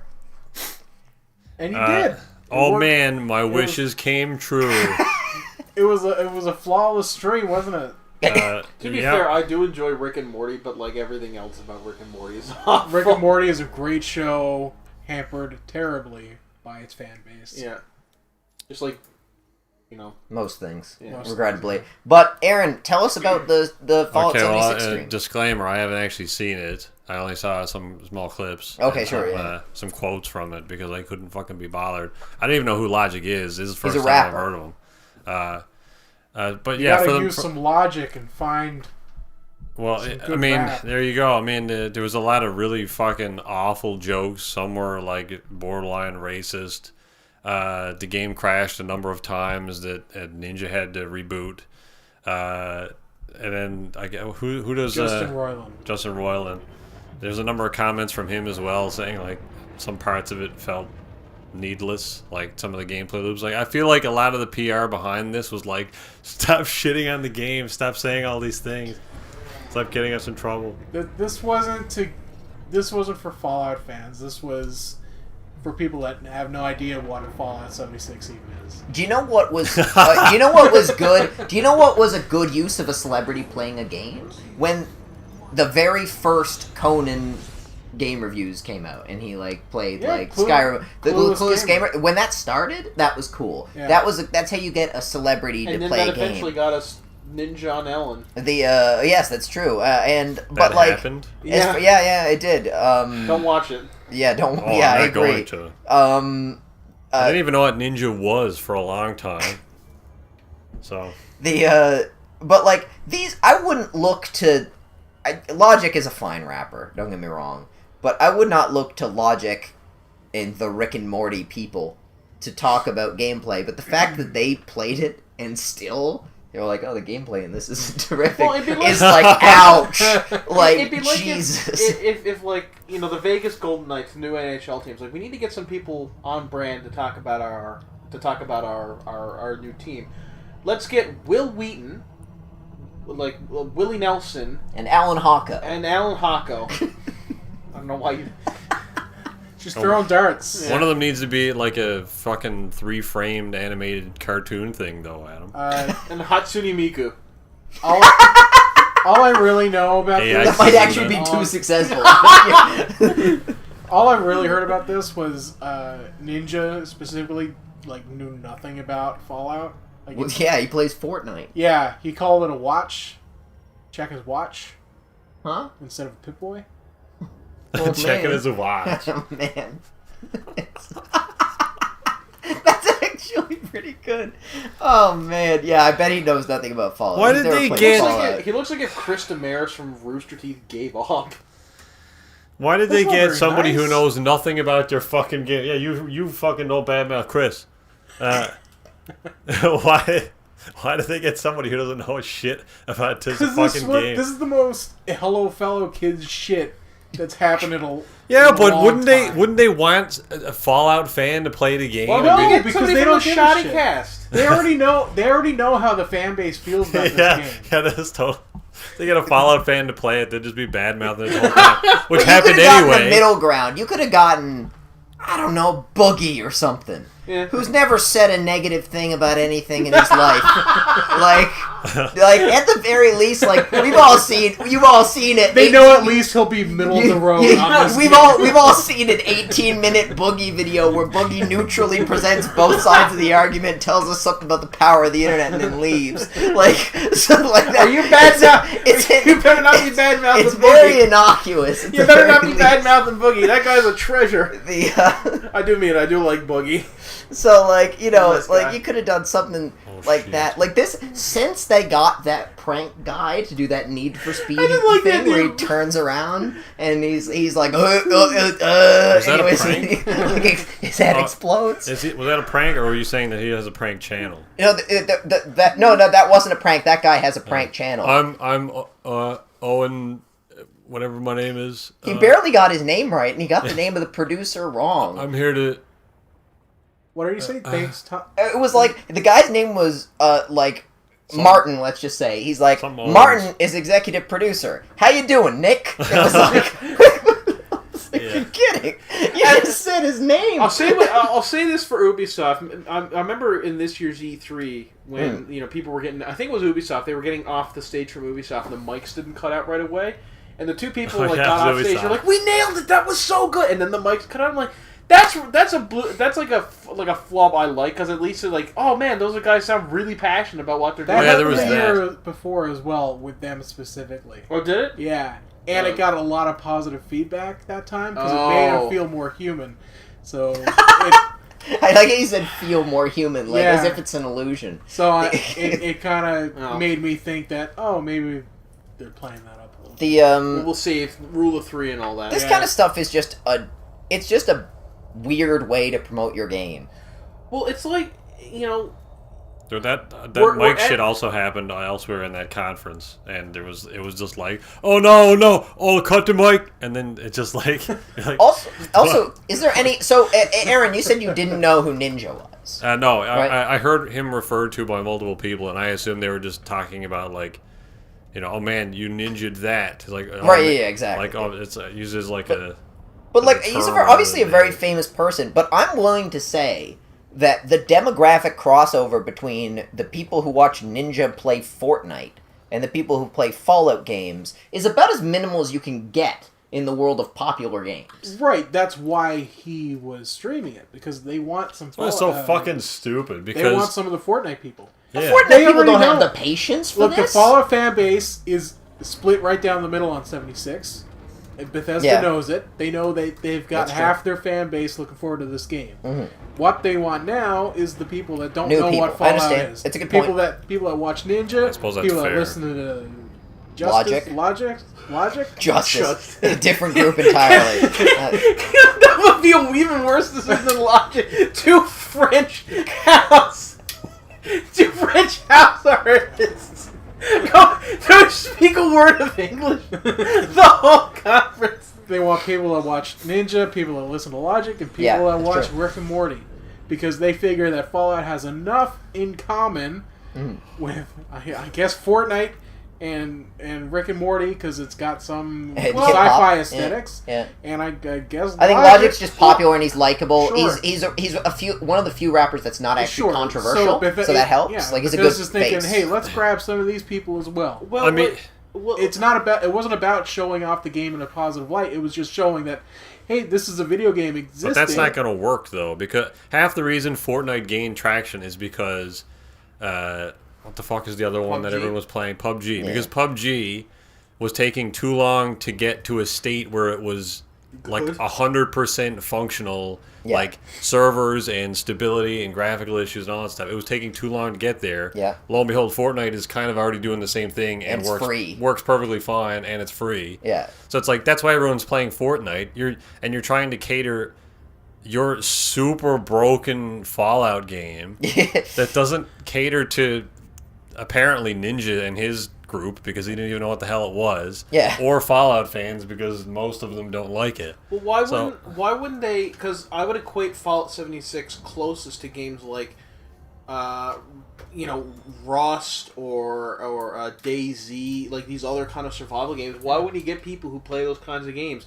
So, you know who would probably bring in a lot of views? Soviet Womble, who plays a lot of those games. He's a YouTuber. He plays games like that. In fact, I could probably see Soviet Womble, the ZF clan, getting into Fallout 76. Yeah, but he wasn't number one on Google when Todd Googled YouTubers. Yeah, fair enough. Or Twitchers Yeah, or but he whatever. Googles all the time. It's great. Look up on them content creators there, Pete. It's like, can we get Pele in to do this? No. Yeah. What about It wasn't- Jason Derulo? wasn't free, Wheel him out. Bicycle kicked him. I want to know who Bad didn't. guys. Like, there was definitely other suggestions. I want to know who didn't make the cut. It was Jake Paul? They want to get Oh Jake Paul? God, no! like who? Like, Do we need to keep those people around? depends think on we- who you ask. He Yeah. comes down and is like, hey, you can customize your watch in this game. Pete now starts calling it. They change it. Yeah, Like, they changed the lore Ninja because changes Ninja, the lore. Ninja is so influential that it's no longer a Pip-Boy. He's an influencer. It's now I called think the I watch. think it could just be because it's me and I'm a moron, but I really Fucking don't stupid. get like fucking Instagram influencers, and I think people who call themselves Instagram influencers are just assholes. I get it more than I get like certain other types of influencers. Somewhere in the middle of social media platforms. Platforms. Yeah, but I get it less than I get YouTube influencers, but more than I get Vine influencers. Does that make any sense? Well, Vine doesn't exist anymore, so yes. But there's a lot of influential Vine people still left over that have converted to... Yeah, like Jake Paul, or whatever. Actually, yes, that's a good example. Oh, was he one there? Oh. Yeah, that's how he That's how he got his very start. famous. Yeah. Also, He has a Jake- brother who's... Jake Boyd. He got very famous too. Then he stole a car. he's actually related to him. Yeah. Nice He's job. actually like the third brother they. What is never wrong talked with all about. these Jakes? Look, if you Well, name so your far kid- you have a list of 2. Well, if you look, I've All of known them. a lot of Jakes in my lifetime, and they're all pieces of shit. You know what? You know what, though? I don't actually know any Jakes. You know what? I was did know almost one. called Jake, I and did I'm a know piece one, of and I shit. didn't like him. So The only Jake True I've story. known in my life was my dog, who died horribly Oh, I'm sorry. when he was like 3. He had so much cancer in him. His body basically shut down one day and died. Jesus. No, it was very tragic. We were very sad. It's good you're laughing about it, then. Well, I mean, it was like 9 years ago. Like, you know, the Okay, wounds alright. healed. I'm sorry for your loss. I'm sure there are other topics on Why this didn't thing. you name him like not Jake? Because I was like 13, 14 when I got him, and I was Oh. just like, what do you want to name him? And the first name that came into my head was Jake. And I'm like, Jake. And I'm like, okay. And in Adam's defense, it was long before Jake Paul. No, it wasn't. You gotta name Fuck your Jake. dog Jake something. Paul He is was not going alive, to retroactively ruin like one of my 2 only dogs that I've ever had in my life, who I loved very much. Yeah. He's on my car keys. I'm I have not a saying picture you of him. didn't love your dead dog. Aw. Forza 7 removed loot boxes. Can you cut out that last section there, and it makes me look like an asshole? No. And Damn it. but when I'm playing Forza 7, now that I can't get any loot boxes, I want to be able to buy races, podcast so I can. Oh my I god, is can, this the longest podcast I can- we've ever done? I can No, it's go. getting I there, can though. go to the race shop and buy some races at the race shop. Rory, you're gonna have to pick the pace up. We're at an hour and That's 40 the second minutes. last topic. Yeah, pick up the pace. Why am I responsible for this? I didn't put this here. Aaron, what's Yeah, going on so with for a Forza? long time, Forza's had loot boxes. They're getting rid of that now. Oh, I thought they weren't loot boxes. Well, they are loot boxes, but you don't have to spend real money on them. Oh. They're called. Look at Andrew picks up on something Wow. like it was yesterday. When we did I- talked about this 8 months ago. When did I say they weren't loot boxes? Did I ever say know. that? You probably did say they were loot boxes. I mean, they're called prize crates, but they're essentially loot boxes. It's they literally looked it up in a thesaurus. They were like, "What's another word?" It's a prize. We got crate. it, Dan. Skip it. So they're gone now. Do you Yeah. want to call these You could only Gift spend cubes. in-game money on them. There was no currency, market transactions, or anything like that. That You doesn't just- count as a loot box, in my opinion. If you can't, I mean, spend it's still- real money. Yeah, but I mean, it's still a loot box. You spend Like a in-game microtransaction. money on it, and you get any number of things. There were different kinds of loot boxes. But that's for- regular games have that. There's randomization in the cupboards. in Yeah, an but this was RPG like when you literally buying a crate and opening it. Like it Sure, wasn't. yeah. It wasn't packaged as anything else. But I think that's okay if you can't buy it with real money, as far as I'm So essentially, what they're doing now is they're replacing that with the storefront, which the Horizon versions of Force has done for a long time. It's a storefront now where they like sort of each, I guess, week is how they're going to do it. They'll have different sort of rare items in the game available on the store that you can buy with in-game money. So rather than having to buy a shitload of crates to They're the try and worst. find something, what's that? Animals Don't worry about it. in water. Fucking. So yeah, so You should it's- amplify this mic when he does it.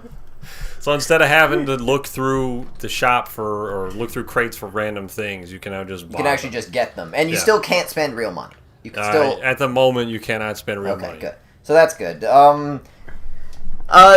Hey, hope you're not planning on finishing any games anytime soon, because you won't have the strategy. Oh dang guides it! to Well, I look guess up Red how Dead's to. out the window. The what? You ever play a video game that you can't finish, so you use a strategy guide Yeah, for? well, I use it like an online walkthrough. No, you can't. You're use part of the those. problem, You're man. basically pirating the solutions to the game. Man. What you have to do, what you're supposed to be doing, Don't let is Nintendo going hear you out say that. and buying the Prime strategy guides. Yeah. No. You know, going out and buying strategy guides for video games, that's Yeah. totally a thing that people do. Well, they Now? used to. Yeah. My cousin had all of the strategy guides for all of the Final Fantasy games. He still has them. Have you ever bought a strategy I don't guide? know why Yeah. you need them, because they're very... I mean, I've bought magazines that had strategy guides in them. I I've bought never the- bought a strategy. I bought the I- strategy guide to Red Dead Redemption 2 because Oh, was did you? like I got it for 20% off. Oh, Well, you got it just in the nick of time. That's about to be a collector's item now in like 2 days. I bought the strategy guide for Dark Souls when that came out. Yeah, because that's fair. that's actually one of the few games you need the strategy Yeah, guide. fair, for. yeah, yeah. And I also bought the strategy guide for Pokemon. Not that you need the strategy guide like to beat the game because it's dirt easy, but at the back of the book has all of the Pokemon with their like listed moves and stuff. So you can like it's a very quick, easy reference. Like, what does this guy know? How can you learn it? Bam. Jesus, I'm And- surprised with all these strategy guides we've bought. Prime is not staying in business. There is, I will say, I have at my house on my desk, I have a yellow sheet of paper with in pencil all the alchemy stuff that I've learned in Skyrim. So I do see the usefulness for strategy guys because having to use that thing is a nightmare. Yeah. It's laminated. Yeah. I Can you purchased a- laminate this for me? Takes it off the staples. Like just through in the game, just playing it over and over again and learning the different Yeah. spells. So I wrote them all down, and it's like, ugh. Yeah, I think I bought 2 strategy guides. One was for San Andreas when that came out because I wanted to know all the vehicles in the game. I think that's back here, isn't it? It might be there somewhere. And Fallout 3. Wait, let me ask you a question though. Why aren't Maybe it they? was Fallout 4. Fallout 4. Why aren't they? Why didn't they go the ebook route?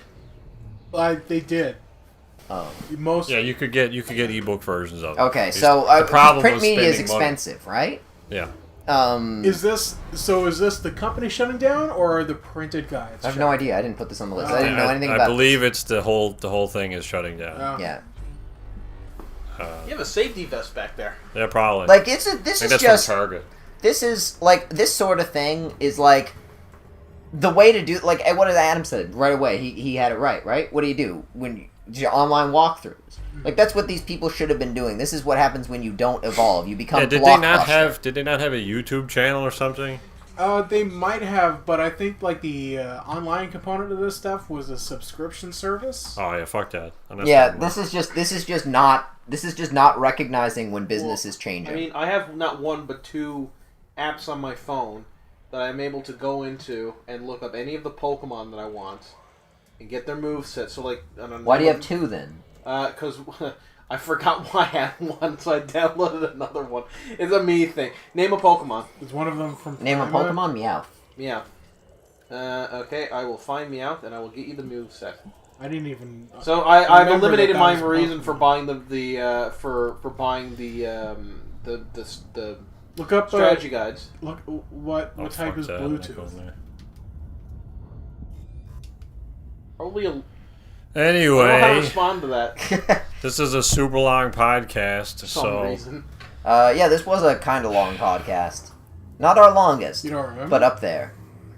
anyway, Remember what play type it Elite. was? Bluetooth? Wait for it to Yeah, be on it's sale not Pokemon. or buy it full Yeah, price. I don't We've care. got It'll be on sale pretty soon. Probably. I mean, Water it goes on sale all the time. So Bluetooth? Yes. Bluetooth is not a Pokemon. Yes, it is. No, it's not. It's a Motorola type. anyway, this Look, there's not even update. anything that comes up for blue. Oh. This update should be out sometime officially in December, I would say, probably before Christmas. Then you can get it during the Christmas sale, the So winter yeah, sale. during the Christmas sale, pick it up. And be able to fuck around with all the new stuff. It's a good time. Next month's Humble Monthly game, one of them is going to be MGS5, which is Oh, is it? interesting. The deluxe edition. Disappointing because I already own it. The Me too. deluxe edition? Yeah, Uh, comes with the costumes and shit. Like, yeah, not that. I guess. All right, we'll see you guys next week. Yeah, I'll see you next time. Join us next Thanks time watching. for video game news. Oh my Bye, God. everyone. Bye.